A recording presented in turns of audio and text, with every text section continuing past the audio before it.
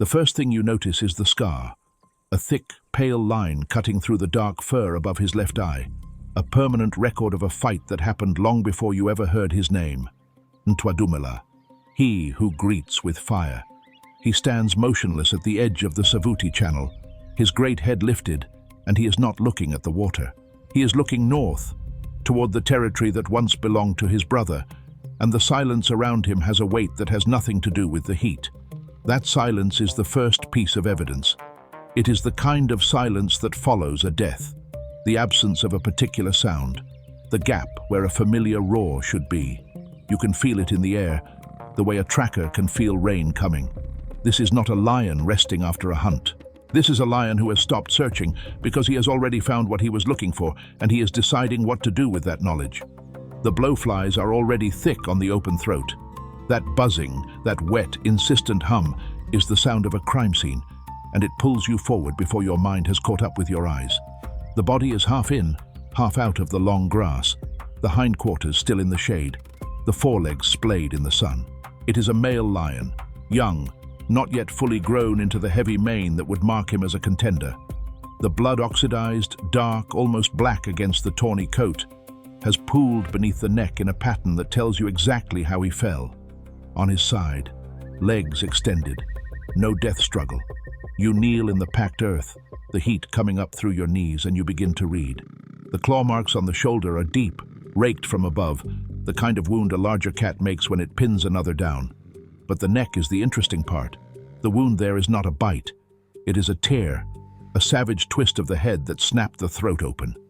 You have seen this pattern before, on the carcasses of hyenas found in the same territory on the same morning. This is not the work of a predator killing for food. This is the work of something else entirely. Back at the crime scene, you notice the tracks. The ground is hard, baked by months without rain, but there is a patch of softened earth near the channel where the water last receded, and the prints are preserved there like a signature. They are lion prints, but they are not the prints of the dead animal. The forepaw is broader, the pad deeper, the claws leaving a slight drag mark that speaks of age and old injuries. The bite mark on the neck, now that you measure it against the width of this track, lines up almost perfectly. The distance between the canine punctures matches the spread of this paw, this stride, this animal that stood over the body and did not feed. There is a moment in any investigation when the evidence stops being a collection of facts and becomes a story. This is that moment. You look at the scar above your own memory of his eye, and you understand that Ntwadumela has found the body before you. He has stood here, in this exact spot. He has read the same wound, the same claw marks, the same story of an ambush and a death that should not have happened. And then he has turned and walked north, into the territory of the coalition that killed his brother, and he has not come back. The question hangs in the air, patient and patient, waiting to be answered. How does one lion, even a lion as formidable as this, hunt the same coalition of males for 3 years, through drought and flood, through the shifting borders of pride territories, night after night, without ever breaking the pattern? That is the question you are here to answer. The tracks are the beginning. The body is the evidence. But the hunt itself, the long, patient, methodical hunt, that is the mystery. To understand the hunt, you have to understand the crime that started it. So let's open the files on the dead male in the grass. He was not just any lion. He was Ntwadumela's brother, the last of a bonded pair that had carved out a territory along the Savuti Channel when they were both young and reckless. Together, they had claimed these floodplains, driven off rivals, and built a reign that looked, from the outside, like the standard story of lion brotherhood. The trackers knew them as a unit. The researchers logged them as a pair. But the file on this kill site tells a different story about the last morning of that partnership. That morning began like any other in the dry season. The two brothers had made a kill the evening before, a buffalo cow they had pulled down in the reed beds, and the heat of the day had them resting in the shade of a leadwood tree. The carcass lay half-eaten in the open, a flag of blood and meat advertising their success to the entire savannah. To a pair of dominant males, this was confidence. To the coalition watching from the north, it was an invitation. The ground around that kill, when you read it later, showed the approach. 4 sets of prints converging from the tree line, spaced wide, not hurrying, the stride of animals that know they have the numbers. 4 sets of prints against 2. That is not a fight. That is a case file waiting to be read. Subscribe, and you walk every crime scene with me, from the first track to the final verdict. Drop the word patrol in the comments if you already see the tactical error these brothers made. You have to understand something about the coalition. They were not 4 brothers in the usual sense. They were a maturing force, a unit of males who had learned early that survival meant moving together, hunting together, and killing together. They had been pushing south for months, testing the borders of every pride they came across, and the 2 brothers' territory was the last natural wall before the channel itself. The conflict was inevitable, but the way it unfolded carried a signature that the forensic record would later show again and again. There is a moment in the reconstruction when you have to stop reading the ground and start listening to what the witnesses left behind. The rangers who found the body that day recorded the position of the carcass, the state of the grass, the direction of the tracks, but the detail that stayed with them, the one they kept coming back to, was the silence. The resident pride had gone quiet. The females who usually answered the evening chorus with their own calls were mute, and the hyenas that shadowed every pride had pulled back from the territory. It was as if the entire landscape understood that a line had been crossed. What the evidence shows is that the coalition did not simply kill the brother. They killed him with a precision that borders on the ceremonial, the claw marks on the shoulder, the raked wounds along the flank, and finally the bite to the throat. Each wound delivered in sequence, each one a statement. This was not the desperate scramble of a fight. This was a controlled execution, 4 males working as a single instrument, and when it was done, they did not feed. They walked away from the body without taking a single mouthful of meat, leaving it to the sun and the blowflies. That detail is the first crack in the official story, because here is what the standard narrative would tell you about 2 male lions losing their territory.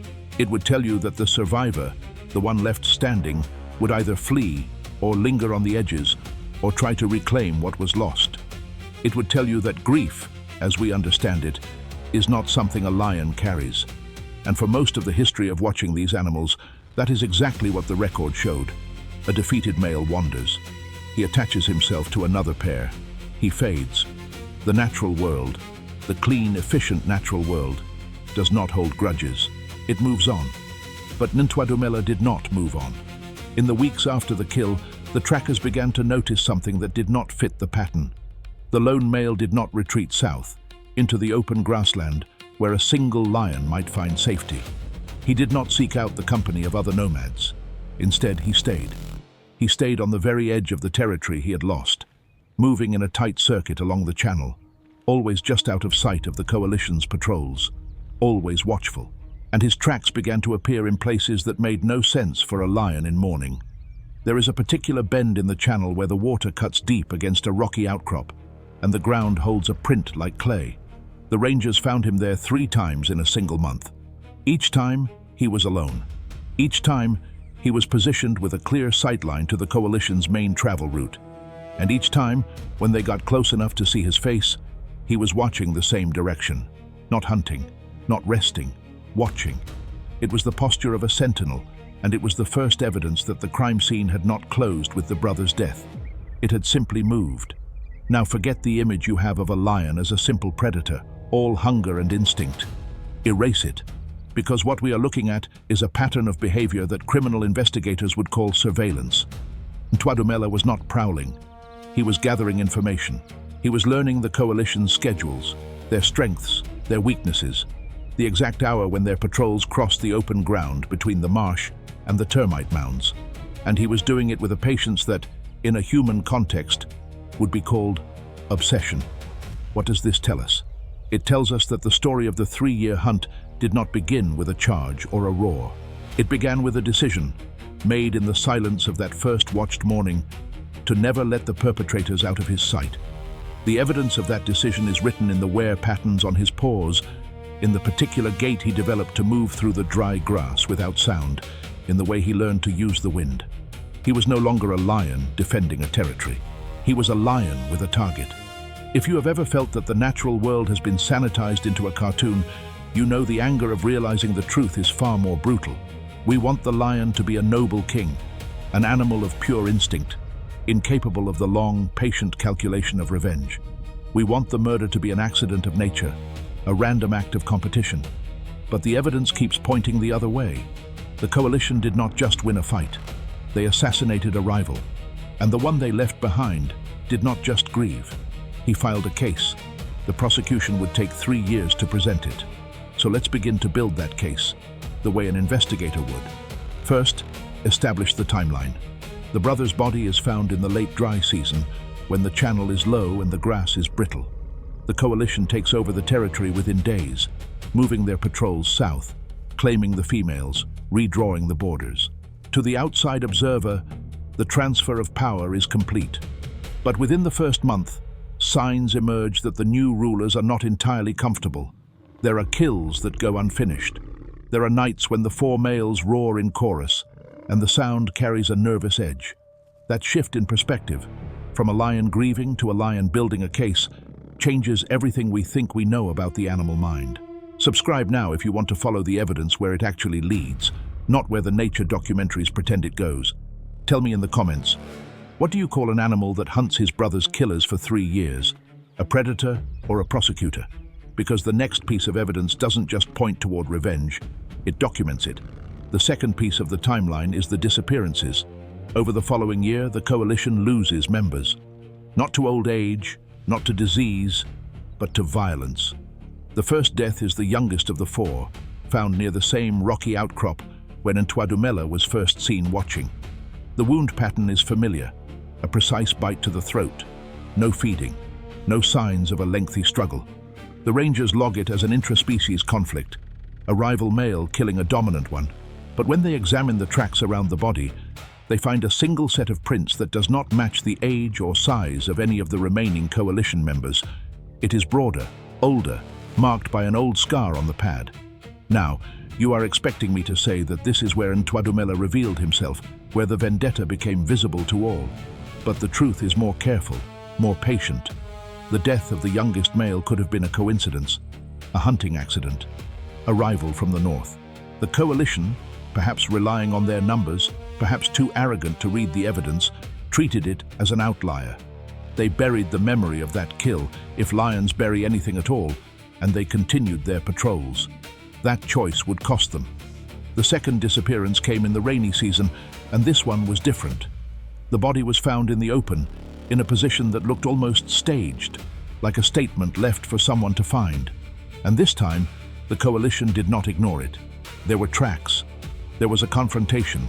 2 of the remaining males, the largest of the coalition, spent 2 days following a scent trail that looped through the marsh and ended at a dead end, where the trail simply vanished into the water. Whatever they were hunting had let itself be followed and then had disappeared on purpose. That detail, the deliberate circumvention of the chase, is a signature marker of a predator that is not hunting, but is being hunted. The cat that circled back, that used the water to break its scent, was not trying to escape. It was testing the enemy's ability to track. It was learning how they responded to a threat, how quickly they tired, how they split up when the chase went cold. In forensic terms, the trail that ended in the marsh was not a failure. It was an interview. By the end of the first year, the coalition had lost the youngest and the weakest of their number. The 2 remaining males were older, more experienced, and far more cautious. They stopped patrolling the edges of the territory at dawn. They began sleeping in denser cover. They changed their hunting patterns, avoiding the open floodplain where their dead brothers had been found. And yet, the evidence shows that the hunt did not slow. The tracks were fewer, but they were always there. A pad print here, a drag mark there, a single tuft of dark mane caught on a thorn bush at the exact height of a lion's shoulder. Here is where the investigation has to slow down, because the evidence becomes more complex. You are no longer looking at a simple pattern of attacks. You are looking at a strategy. The lone male was not simply killing the coalition members one by one. He was doing something far more sophisticated. He was dismantling their confidence. Each kill, each apparent sighting, each vanished trail was a separate wound to the coalition's sense of security. They began to suspect each other. They began to sleep apart, then to hunt apart, breaking the unity that had been their strength. Now, the common belief would be that this is where the story becomes about pure vengeance. a bloodlust that cannot be reasoned with. But the evidence of the second year suggests something more unsettling. Ntwadumela was not killing recklessly. He was killing surgically. He targeted the coalition's young, their heirs, the next generation that would have carried their genes into the future. And he did it in a way that left no doubt about who was responsible. There is a night, recorded in the ranger logs, when a single lion was seen moving through the coalition's territory with what could only be described as a deliberate gait. It was not running. It was not stalking. It was walking a straight line, through the heart of the contested ground, past the termite mounds where the coalition had made their den. It was a provocation, a dare, an act of such reckless confidence that the rangers who saw it still talk about it with a kind of stunned respect. That lion was Ntwadumela, and he was not looking for food. What was he doing? That is the question that turns the investigation. Because in the third year, the pattern of harassment gave way to something even more targeted. The coalition had relocated, moving their den to a dense thicket near the base of a rocky ridge.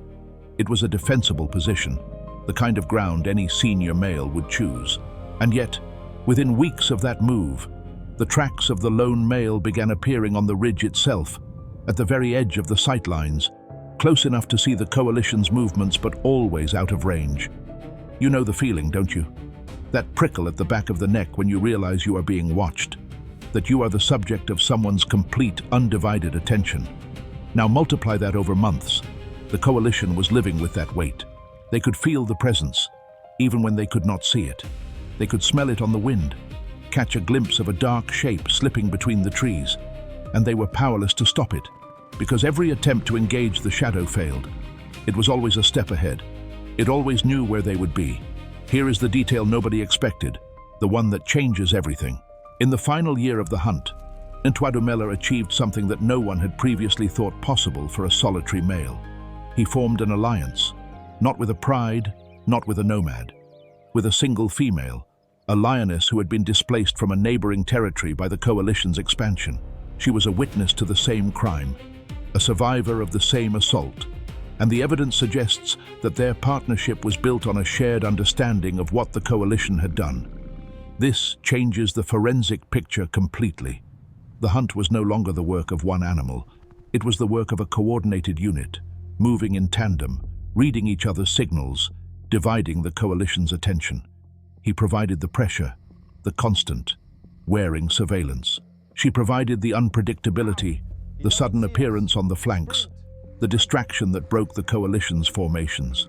Together, they turned the former rulers of the territory into fugitives in their own land. Now watch what happens when the coalition makes its final mistake.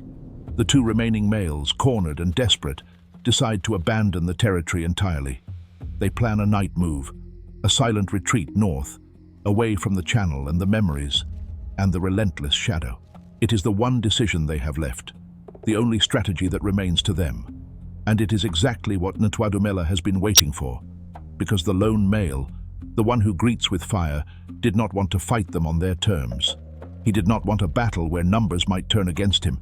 He wanted them to run.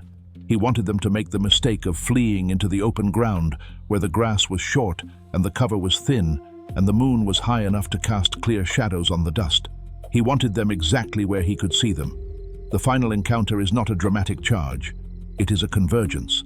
The coalition moves north into the open, believing they have escaped. The evidence of that night, pieced together from tracks and blood and the scatter of the following morning, shows that they were followed from the first 100 meters. They were flanked, they were separated, and then, one by one, in the cold hour before dawn, they were eliminated. There was no roar of triumph. There was no feeding on the fallen. There was only the silence of a territory that had finally been reclaimed. When the rangers attended the scene the next morning, they found the bodies of the last two coalition males, the marks on their throats identical to the ones on the brother's body 3 years earlier. The same raked claws, the same precise bite, the same refusal to feed. It was a signature, a closing statement on a case that had been open for exactly 3 years. And standing at the edge of the scene, watching from a distance, was the scarred male who had never stopped watching. That signature was the same one the trackers first documented 3 years ago, A specific kill pattern that tells you exactly who the perpetrator was before any DNA sample could. Subscribe. So this case file is not the last one you see, because the next investigation is already unfolding. Comment "cold case" below if you recognized what that untouched body at the end really meant. Not hunger, not territory, but a debt marked paid. Ntwadumela turned, walked north toward the ridge where his partnership had been built, and disappeared into the long grass. The trackers followed him once, twice, and then stopped. Not because they lost him, but because they realized they were no longer investigating a crime. They were witnessing a reclamation. The territory he had lost was his again. The coalition that had taken it was gone, and the memory of his brother, written in the blowflies and the blood, had been answered in the only language the savannah understands. You are holding the verdict. The case is closed. The lone lion, the one they said could not hold a grudge, dismantled a coalition of 4 through 3 years of patience, intelligence, and a kind of focused purpose that rewrites everything we thought we knew about animal cognition. He did not just avenge his brother. He studied his enemies, learned their habits, exposed their weaknesses, and struck when they were most vulnerable. In a world that tells you grief fades and the wild follows simple rules, he left a mark on the land itself. But leave one thread open, because the savannah does not deliver easy endings. The lioness who stood with him, who helped break the coalition's nerve, vanished from the record within a season. A new pride moved into the reclaimed territory, drawn by the abundance and the sudden absence of dominant males. And somewhere in the dust, a track is already fading that does not belong to any of them. It is a mark as broad as the one you found at the first kill site, and it is heading south, and it is heading south. You will not find its owner in any of the current Pride's patrol routes, and you will not find it in the ranger logs that document the new arrivals. The track is simply there, pressed into the soft earth near the channel's edge, a reminder that the story you have just reconstructed is not a closed chapter. It is a single page in a much larger file, one that the savannah keeps writing in mud and bone and silence. You have walked this investigation from the first blowflies to the final verdict. You have read the claw marks, measured the stride of a cat that should not have been capable of holding a grudge, and watched a coalition of 4 dismantled by a single, patient intelligence. The evidence was never in the raw. It was always in the quiet things, the worn pad of a paw that had walked the same circuit for 3 years, the scent trail that vanished into water on purpose, the refusal to feed on a body that was never meant to be a meal. The question you came with, how does one lion hunt the same coalition for 3 years to avenge his brother, has its answer now, not in a single dramatic charge, but in 1,000 small decisions repeated until they became a strategy. He watched until he understood. He waited until he was certain, and when the coalition ran, he was not chasing them. He was exactly where he had always planned to be, and the ground beneath their feet was the ground he had chosen for them. Here is what the case leaves you with, and it is heavier than any single wound pattern or track. The line between instinct and intention is thinner than the natural world wants you to believe. Every explanation you have been given for how animals behave, that they live in the present, that they do not remember, that grief is a human invention, was written on the carcass of this investigation and found wanting. You have been the only witness to a crime that no one else in the territorial record was willing to name. You watched a male lion lose his brother, and you watched him respond not with chaos, but with a 3-year arc of deliberate, measurable action that a human investigator would recognize as pursuit. The scar above his eye was the only mark he carried into that pursuit. He walked out of it with a territory, a memory, and a silence that still holds the shape of what he did. Look at the ground one last time before you close the file. The track is still there, broad and deep, fading slowly into the baked earth of a new dry season. It does not ask for your belief. It does not need your approval. It simply records what happened, the same way every scar, every bite mark, and every vanished scent trail recorded it before. The savannah does not offer moral conclusions. It offers evidence. And the evidence, in this case, was a lion who decided that some debts are paid in full, no matter how long the accounting takes. The sun is high over the channel now, and the shadows have shortened until there is nowhere left for a memory to hide. Ntwadumela is gone. His brother is gone. The coalition is gone. What remains is the pattern they all left behind, and the understanding that you will never watch a lion settle into the grass the same way again. You will look at that calm, heavy gaze and wonder what is being measured behind it. And you will be right to wonder. Case closed. The verdict stands, and the dust keeps moving, the way it always does, carrying the record of everything that has walked across it, including the one who greets with fire, and the brother he refused to forget.